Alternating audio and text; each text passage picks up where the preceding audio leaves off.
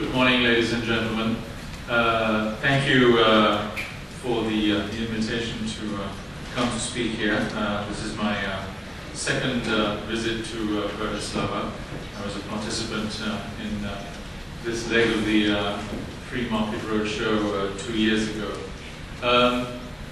What I'd like to do is actually not really say that much about Europe. What I want to do is make some comparisons between Europe and Asia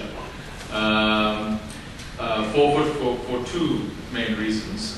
One is that this year is a very important change year. It's the first time since the Industrial Revolution that over a half of global GDP will come from outside the West, and that figure is going to increase all the time. About 3/4 of global growth comes from outside the West these days. About half of global growth comes from India and China. Virtually none of it comes from Europe. So that's one reason why we should think about lessons from outside the West, and particularly from the most advanced part outside the West. And those are the emerging markets of Asia for the West. The second reason is that I now live and work in Singapore. I moved to Singapore 2 years ago. Most of my work is in Asia. I also happen to be half Asian and half Sri Lankan. The other half is Welsh, which I don't advertise all that often. So I now look at Europe very much from an Asian vantage point from afar. I no longer live in Europe. So there's a personal reason for making this kind of comparison. Let me, just to set the scene, I think the really big story about what's happened in globalizing Asia, which is mainly East and South Asia, all the way from India to the northeastern corner of Asia, which is Japan and South Korea, to Greater China and the Southeast Asian countries in between. The big story is of a dramatic expansion of economic freedom, of the ability of people to go about their daily lives, less encumbered, less repressed by what governments tell them to do. That's, I think, the big story, and that has powerful lessons for the rest of the world, including Europe. The way economists and other commentators normally tell the story of Asia's rise is not really about economic freedom, but it's about headline numbers. So let me go through a few of those very quickly. We have seen a very big shift to the east, particularly since the global economic crisis. If I just go through a few slides, emerging markets, particularly in Asia, did not have a financial crisis. Their budget deficits remain pretty low, around 2% of GDP, as you see here.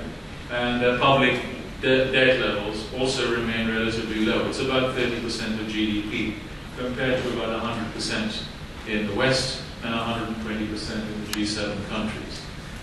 So the rebound from the crisis in much of Asia was actually very fast, unlike the West.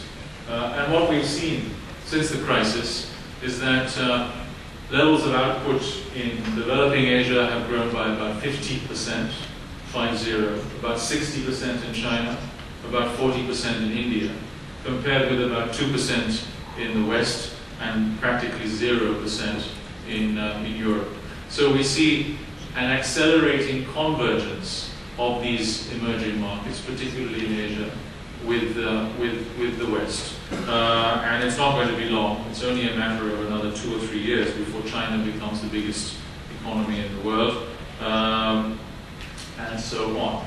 Now, that's the big story in a headline economic sense. But what lies behind it, I think, is the essential story. This powerful growth and acceleration and convergence of Asia with the West is driven very much by what I think is this dramatic expansion of economic freedom. Technology certainly enables it, but what really enables it above all else is liberalization of markets. For what we've seen across the Asian continent is a pretty dramatic liberalization of markets. both domestic markets as well as external markets, opening to international trade in particular, in the last few decades, and particularly in the last 3 decades, with the opening of India and China and some other big markets in Asia in particular.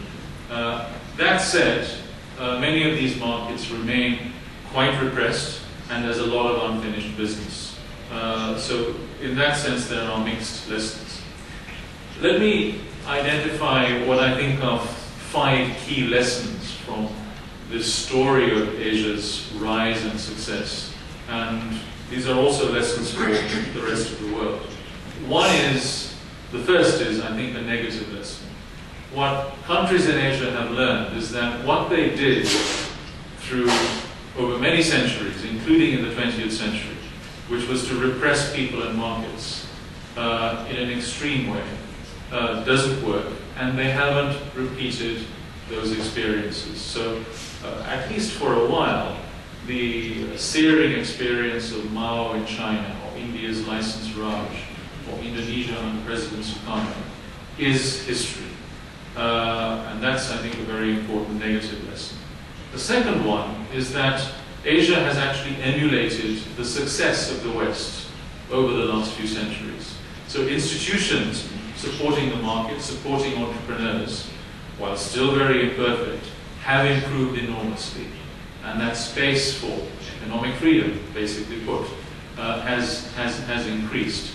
At the same time, they've opened up to the external world. So we've seen that combination of market-supporting institutions and opening to the external world, global integration, mutually reinforcing and coming together to produce close to double-digit rates of growth in some countries.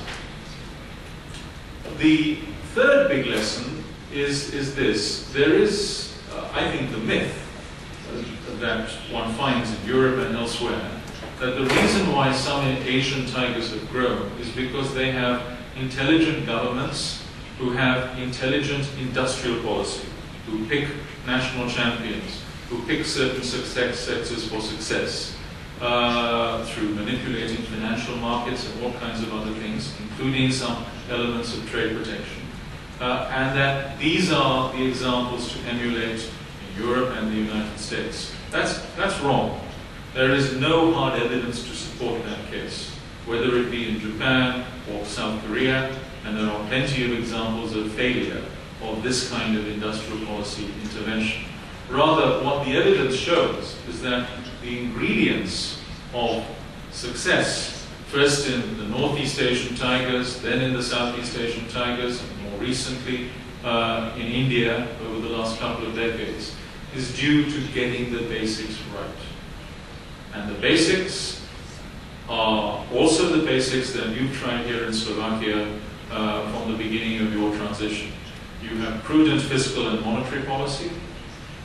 You remove as much as you can distortions to domestic markets, and you open up to international trade and foreign direct investment. And there are other things besides, like improving education and infrastructure.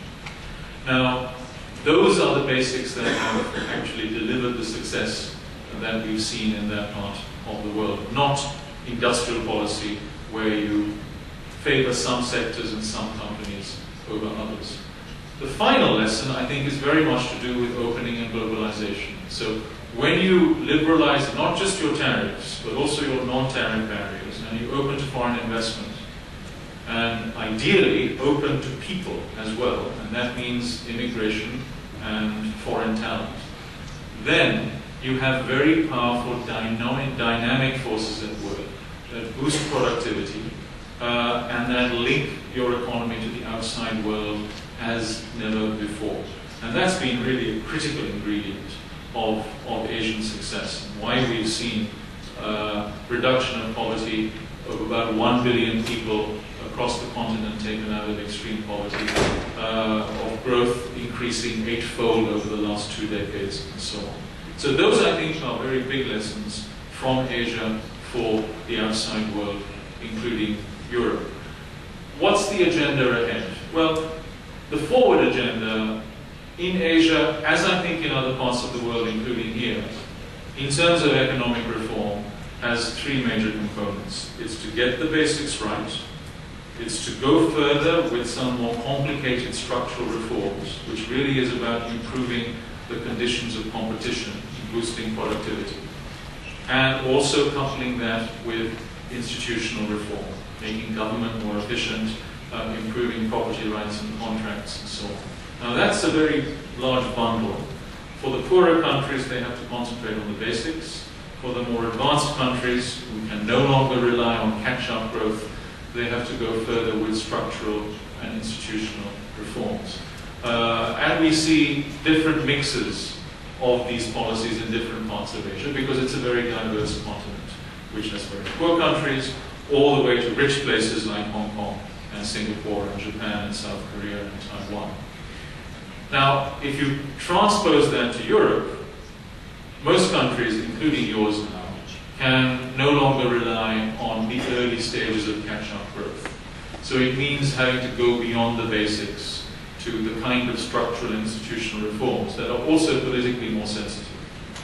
But one key lesson, I think, for Europe from the Asian story is to get the basics right all over again. Because I think what's happened in much of Europe, it was happening before the crisis, but it's accelerated in the wake of the crisis, is that the basics have gone wrong. Macroeconomic policy is now too profligate, both on the fiscal front and on the monetary front. There is no agenda for liberalizing markets that is serious at the EU level and in many of the member states. So some of these basics have got to be recovered, I think is a very important lesson. Now, the final lesson I really want to draw from Asia is very much about decentralized competition. This has not happened through supranational integration. It's happened very much by countries doing things themselves and then emulating each other. And the best stories come from Hong Kong and Singapore, which I don't have time to elaborate on, but I'll leave it at that. Thank you very much.